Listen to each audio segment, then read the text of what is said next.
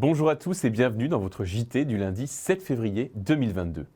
À la une de cette édition, la crise sanitaire qui dure et qui touche le moral des bouquins. Nous sommes allés voir une ostéopathe et une sophrologue qui peuvent témoigner de l'arrivée de nouveaux patients. Les deux expos photos de l'association Photocontact au Château. Le concert de Chloé Lacan vendredi soir dans la salle Charles Aznavour avec un répertoire revisité de Nina Simone. Nous parlerons sport aussi avec d'abord la fin du tournoi de tennis organisé par le Tennis Club de Bouxwiller et puis nous irons à Guidru pour la victoire des filles de l'UPAB aux dépens de l'équipe d'Annecy, sans oublier la météo à la fin de ce JT. Depuis bientôt 2 ans, la crise sanitaire liée à l'apparition de la Covid-19 a largement contribué à perturber notre vie. Confinement, déconfinement, fermeture d'entreprises, télétravail, les bouquins ont dû s'adapter, mais il faut dire que cette perturbation laisse aussi des traces psychologiques chez pas mal d'entre nous. Nous sommes allés rencontrer 2 praticiennes qui nous parlent justement de leur retour d'expérience.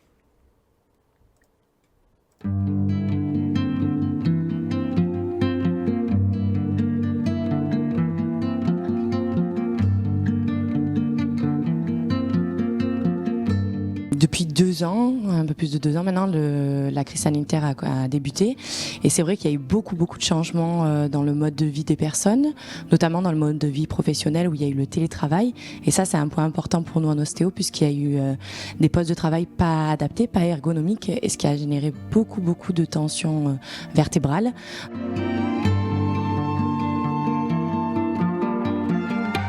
Le corps et le mental est surchargé, submergé psychologiquement et du coup elle n'arrive plus à déconnecter pour retrouver un cycle de sommeil réparateur et donc des sommeils entrecoupés qui génèrent forcément une fatigue par la suite et quand on est fatigué on est beaucoup plus vulnérable au stress et donc après on est dans un cercle vicieux.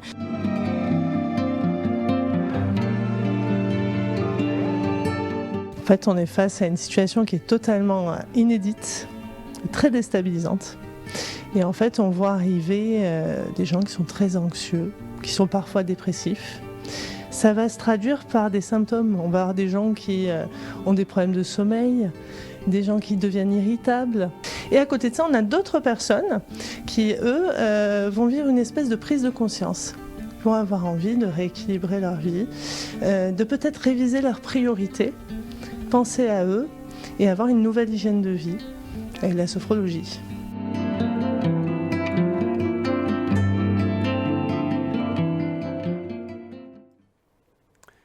Photocontact est une association de photographes amateurs. Pour la 5e fois, elle vient exposer ses clichés au château jusqu'au 13 février.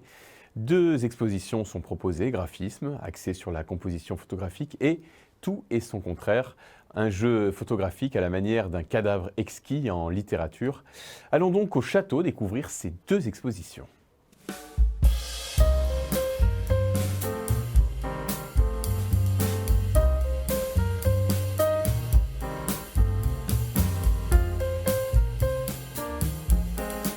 En fait, il s'agit d'une trentaine de photographes qui ont participé à cette exposition.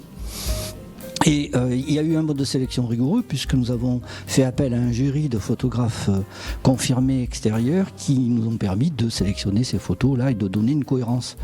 Une cohérence à l'exposition, sachant que nous privilégions toujours un équilibre entre les photos couleurs et les photos noir et blanc.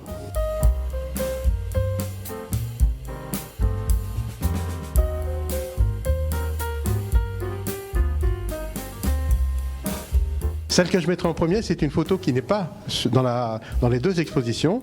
C'est la photo de Virginie de Dieu, qui a été faite par un membre du club, qui s'appelle le docteur de Dieu. On l'appelle Jeff aussi.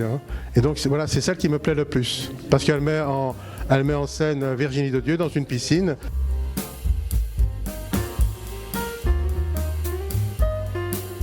Ça fait la 5e fois qu'elle expose sur Bouxwiller, au château, et c'est une association qui est de pur Ricard. Et je pense que c'est ça, la véritable richesse de la culture, c'est cet échange intercommune, interrégion, que peut produire en fait la culture et le travail sur la photo ce soir.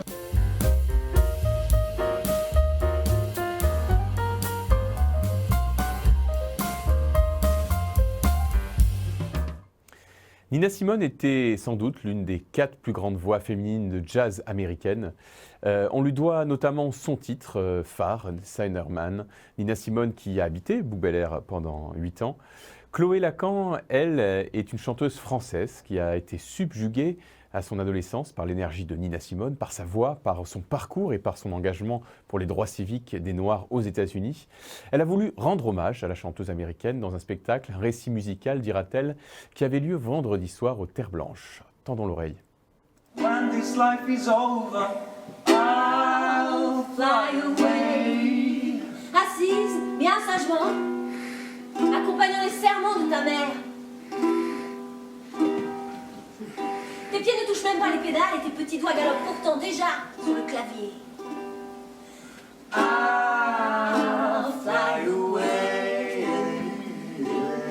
C'est un récit musical, ce spectacle, sur le moment de ma vie où j'ai découvert Nina Simone. Donc c'est sur l'adolescence, ça parle du passage de l'enfance à l'âge adulte et du lien qu'on tisse avec des artistes qui viennent nous percuter dans ces moments-là de la vie. Pour moi, c'était Nina Simone. Parce qu'elle était tout à l'opposé de ce que j'étais et ce dans quoi je vivais. C'est-à-dire qu'elle exprimait beaucoup de colère. Moi, ça a toujours été très compliqué pour moi d'exprimer la colère. Elle était chargée d'une énergie qui a été salvatrice pour moi. Et puis par sa vie aussi, elle avait une vie que moi je n'ai pas connue. Elle m'a fascinée, dérangée, inspirée, plein de sentiments à la fois.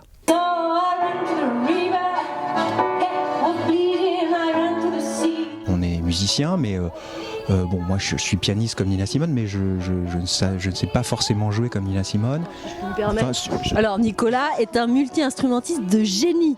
Donc on va pas commencer comme ça, Nicolas Cloche. Vous êtes un instrumentiste de génie. Nicolas chante, joue de la batterie, du piano, du ukulélé, c'est une bête de scène. Donc c'est surtout qu'effectivement on fait comme elle. On est irrévérencieux, elle a repris plein de morceaux, tout le monde pense qu'elle les a écrits tellement elle se les a appropriés. On s'est dit on ne peut pas entrer dans un spectacle qui rend hommage à Nina Simone sans faire la même chose, c'est-à-dire s'approprier complètement les morceaux. Donc nos versions sont très différentes des siennes. C'était ça notre idée de départ, ça c'est sûr.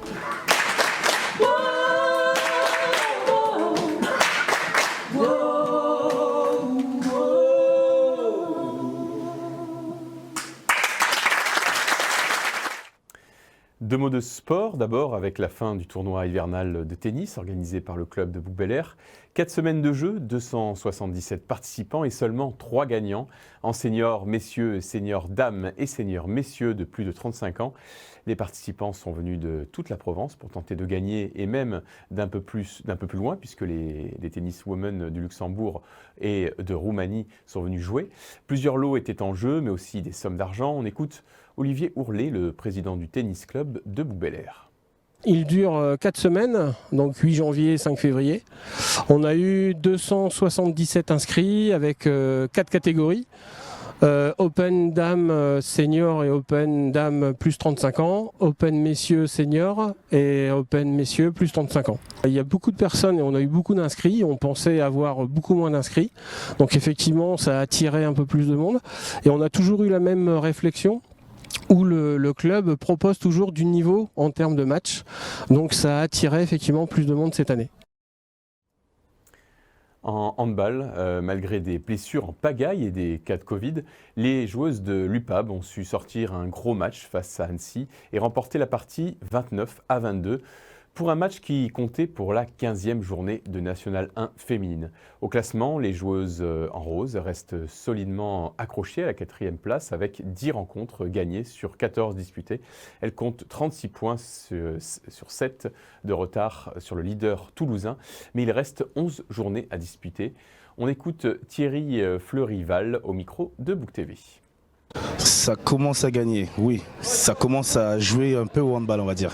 Ça va, les filles, on va dire que la mayonnaise, elle a pris sa mayonnaise. Donc du coup, les filles, elles savent ce qu'elles doivent faire, même en difficulté. Elles ont su s'en sortir pour gagner ce match ce soir, qui était très difficile face à une équipe d'Annecy redoutable. On est à notre place, donc on joue le haut de tableau, bien sûr. Mais franchement, on est à notre place. Donc on joue notre jeu, on fait match après match, week-end après week-end. Et on voit s'il y aura, allez, on va dire la cerise sur le gâteau à la fin, sachant qu'il reste 12 matchs. Donc voilà, l'objectif c'est de prendre du plaisir et de faire match après match. Voilà, c'est tout pour cette semaine. Tout de suite, la météo. Lundi prochain, Book TV prend un peu de repos. Belles vacances à tous.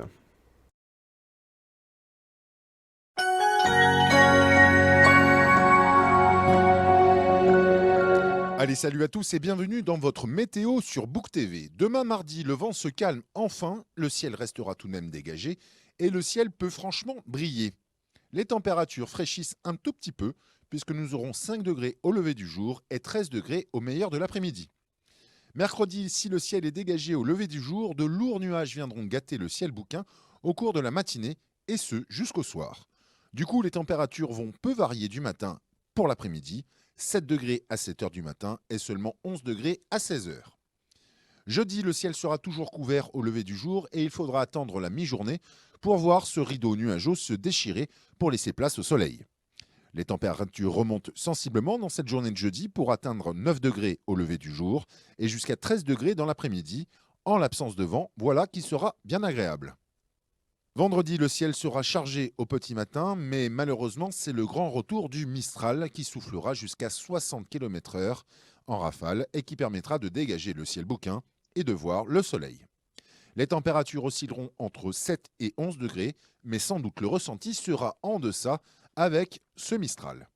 Voici la météo du week-end. Samedi, le temps sera globalement beau, malgré une petite averse au petit matin sans grande conséquence. Dimanche, au contraire, le soleil brillera sans partage. Côté température, elles seront assez fraîches avec 4 degrés le matin et pas plus de 10 dans l'après-midi.